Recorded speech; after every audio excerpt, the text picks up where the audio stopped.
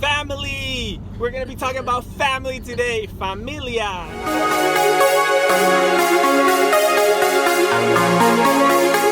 Hello YouTube! This is Latin Label with another video, and I'm here with my wife today. Hi YouTube! And today is exciting because we are driving to Massachusetts. We live in Rhode Island, and we're driving over for the weekend to spend it with my sister and my little nephew. And so it's going to be a family-themed weekend. Nothing special, just quality time, spending it with them. So yeah, I decided to have let's make a video. Let's have a conversation about family. For some of you might not know this, but I grew up in Honduras, in Central America. And, it was my mother, my dad, and my younger sister. And growing up, we had no family, absolutely. No family. The reason being is because they all emigrated here to the States. So when it was kind of, in a way, it was kind of sad because when it was their birthday or like Christmas, we only spent it with ourselves, not with grandma or grandpa, although I did get to see them almost every year. But the awesome part about it was that we grew together, or we spent a lot of time together. We traveled a whole bunch of places, a whole bunch of countries, and we had a very tight family growing up. And it was it was a very interesting time because we were able to get to know each other in ways that many families don't. So for that, we were always grateful to God for the type of family. But I've been thinking a lot about family because, you get to see many of your friends or many people in different situations where they do not have that same type of family upbringing. And and it just makes you think, like, what are the things that go into your upbringing that make you become who you are later on in life. So, my wife, she's been in some of my videos, but a lot of you might not know some of her background. So maybe you can share a little bit about your family, how it was growing up in your family. Okay. So I grew up here in Rhode Island, and I had kind of the opposite experience because my mom has 9 brothers and sisters. 9 brothers? Yeah. And sisters. And almost all of them live here. And so I have 32 first cousins, and meaning like cousins that I actually saw all the time at every holiday, every birthday party. Nice. We spent tons of time together. I have a lot of cousins my age, so we grew up together. We would spend a lot of time at my grandparents' house, Nana and Gramps. And actually, a lot of my cousins lived in the same neighborhood, so I would just go and hang out there in the summers. We had one of my cousins had a lake house, so we would all just stay there for the summer too. Must be nice. Yeah, it was very nice.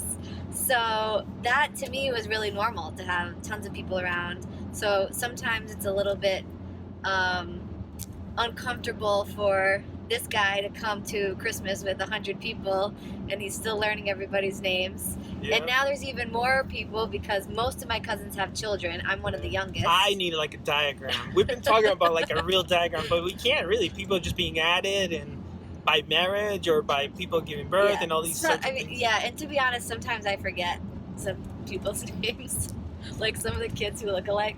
Yeah, that's right. But now we have probably at least 50, maybe 50 second cousins. Wow. Too.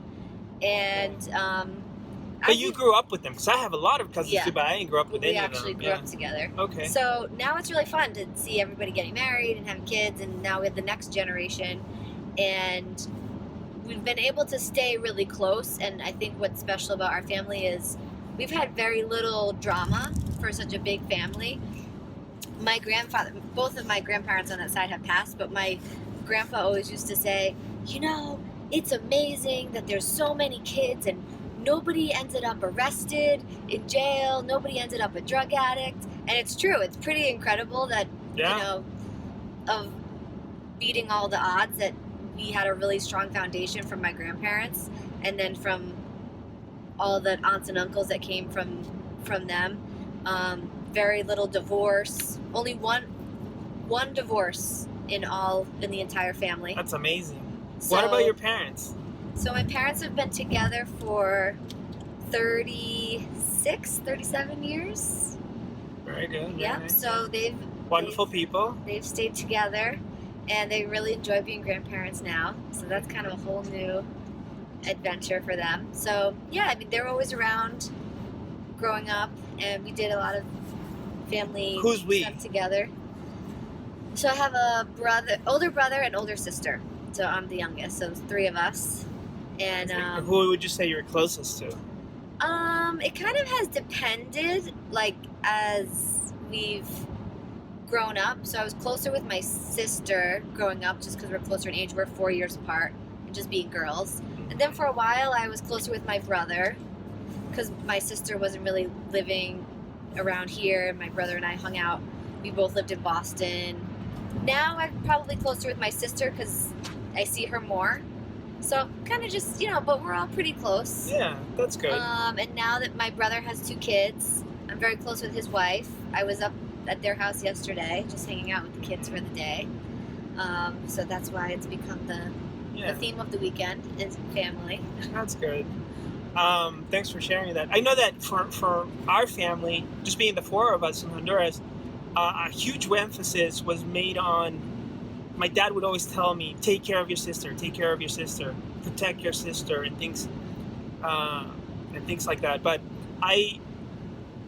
one of the things that I most admire about them having been married for 32 and a half years before my mom passed away, was that my dad was always very inclusive. Like, if there was anything that was going on between our family, within our family, he would have like a meeting, or he would say, hey, this is what's happening, and he was always keep us up to date. One of the things that, as in every family, that I probably resented was that my dad was a little strict, if you can say that. So he was very strict. You can't play on Sundays outside, or have a religious background. You can go to the movies to watch a certain type of movie, to theater to watch a certain type of movies, and things like that. But as like your family, it did not feel like I was burdened in a way where I felt like I was a prisoner of something. And the reason I used the word maybe a little, it's a little. Did I use the word resented? Mm-hmm. Resentful was because I would see my friends doing all these things, but I understood why my dad was doing it, and he, we had our own reasons. And then you start thinking, okay, what things do I want to extract for what my dad did? And when the Lord gives us the chance or opportunity to be able to be parents, what are we going to be able to together come and apply and teach to our children? Mm-hmm. Yeah, my parents were pretty strict too. Yeah. Like, same thing. Sometimes I would have friends that they had moms, especially, that would be like their friend, and would kind of let them do whatever, even have parties at the house. Even in high school, like, would let them drink, would let us drink at the house. And I thought that was so cool. And but now I appreciate more that my parents were they were parents. They weren't trying to be my friend. Exactly. And I always knew, even when I did things that were wrong, like go to parties or go, see a movie I wasn't supposed to see, or listen to music I wasn't supposed to listen to. I did those things, but I always knew that they were bad. Right. So I feel like there's a difference. Like, I always felt guilty about it. Yeah. I remember one time that I lied to my parents, and I went with my best friend Jonathan, who lives in Honduras. We went to a party, and in that party I got my ear pierced. At a party, yeah. It was my friend's pearl earring, and she just put it through, and I was like, and then they put some ice. It was pretty cool. So we got back home. It wasn't that crazy, 2 a.m. or something, and it was Mother's Day. And I remember when I went in, my mom was sitting in the rocking chair crying her eyes out, crying. And I'm like, what happened? And she's like, we've been worried about you. She didn't yell, but she was like, we've been worried about you all night. Where have you been? And then my dad came out. And I was like 17. I was like, oh boy. Like, you don't mess with my dad. Not because he's violent or an angry man or anything, but he has that look. Yeah. That once he looks at you, you know you did wrong, you know. He commanded respect. He commands respect. And you know, something that we're taught, which comes from the Ten Commandments in my household, was you honor your parents. And I knew I had not honored my parents because, first of all, I had broken their rules. Second of all, I was doing things that I shouldn't have been doing. But here we are in the living room, and my mom's bawling her eyes out, and my dad comes out, and he sits down, my best friend Jonathan's there, who's like 2-3 years older, and my dad says to us, where were you? Were you at a bordello? Were you at a prostitute center? And I was like, no. What?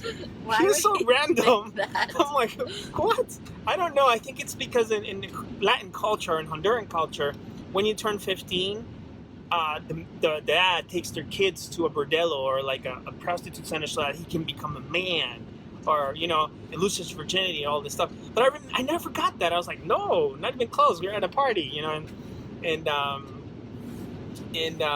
so that's what happened. And I don't know. It's just going back and thinking about those things. But I did feel bad for my mom. She was crying, and it was Mother's Day, and my dad's like, look, it's Mother's Day. Look what you did. And I was like, ugh. I did the same thing. I got a tattoo at a party. Oh, was that the one on your foot? Yeah. Oh, okay. At a friend's house. Now, I don't like tattoos at all. And when I was dating her, I'm like, one of the first questions, do you have tattoos? And she's like, yeah. Well, I think I kind of saw her in one of her pictures. But it's on her foot. It's not bad at all. You know, so. I was 18. You were 18? You know. Just Could've- felt like the right thing to do. Yeah. So one of the things that I've been thinking lately is that families should always be loyal to family. And you might say, but Line Label, how can I be loyal to my brother who he did this to me, or my sister who did this to me, or my dad who did this? I'm talking about if you're growing up in a non-dysfunctional family and you're close, or you at least have a decent relationship, the least you could do is be loyal, number one, to your family. You know, there's a reason why there's a saying, blood is thicker than water. Because it's the people who you spend, besides the people you work with, the most time with.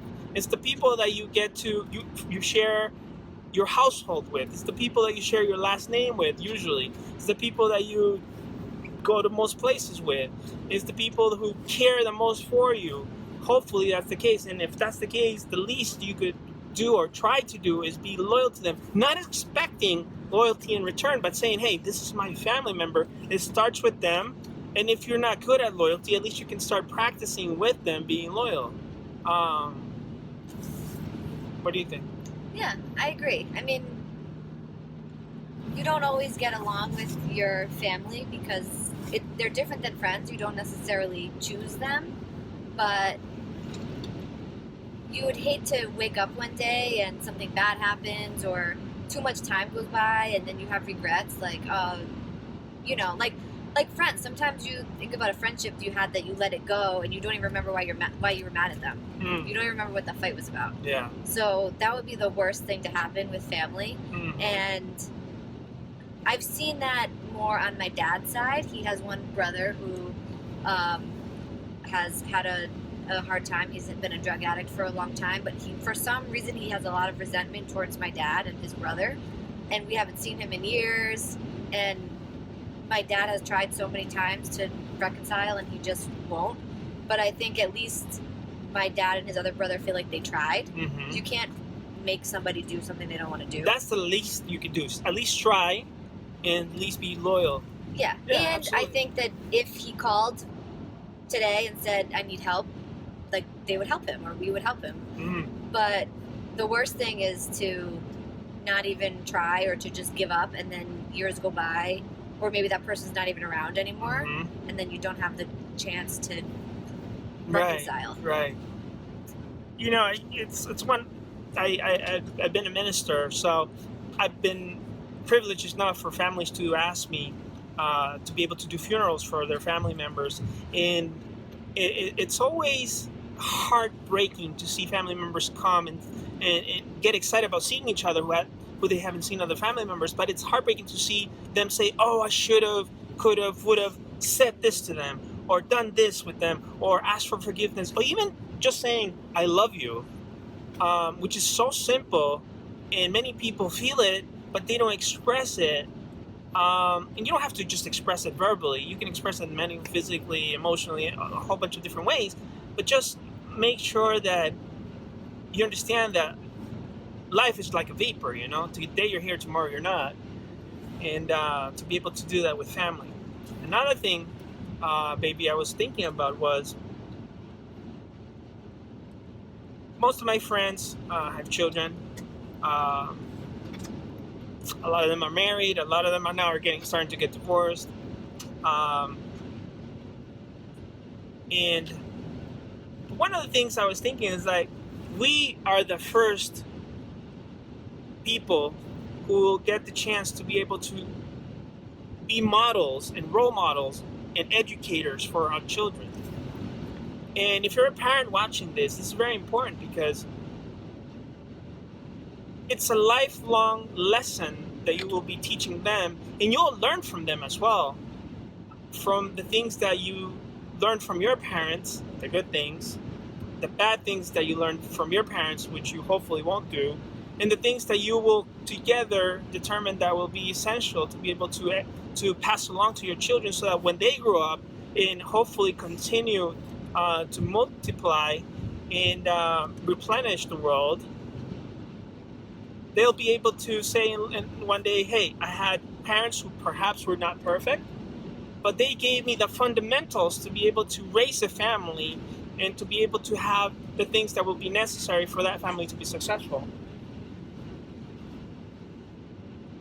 And I think the first step is what we've talked about, is making sure that the marriage is healthy and stable first, staying together, not just for the kids, but staying together because you really love each other and you want to be together, and modeling how, if you have a son, how you would want your son to treat a woman, and that's how the husband should treat the wife, and vice versa. You have a daughter, that's how a daughter should treat her husband, and that's how she should expect her husband to treat her.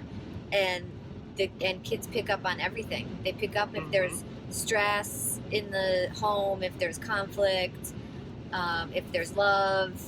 They feel all that, not just in words, but they feel whatever emotion is going on in the marriage. So it's really important to always put the marriage first, because that will make sure that the kids have a healthy view of what relationships should be.